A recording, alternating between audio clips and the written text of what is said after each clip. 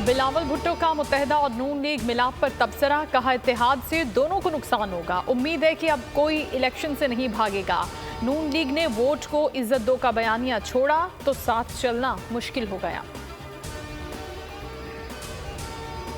Chairman PTI के खिलाफ 190 million pound का केस। नैब रावलपिंडी ने बुशरा बीबी को 13 नवंबर को दोबारा तलब कर लिया। नोटिस में लिखा गया है कि 3 मरतबा तलबी के बावजूद बुशरा बीबी पेश नहीं हुई। अदालत जवाब और दस्तावेज से मुतमईन नहीं। साबिक vice chief of army staff general सवार खान की नमाज जनाजा आर्मी कब्रिस्तान रावलपिंडी में अदा। तर्जुमान पाक फौज के मुताबिक नमाज जनाजा में आर्मी चीफ जनरल नासिम मुनीर ने शिरकत की। आला रिटायर्ड फौजी अफसरान, सिविल और अस्करी हुकाम भी शरीक।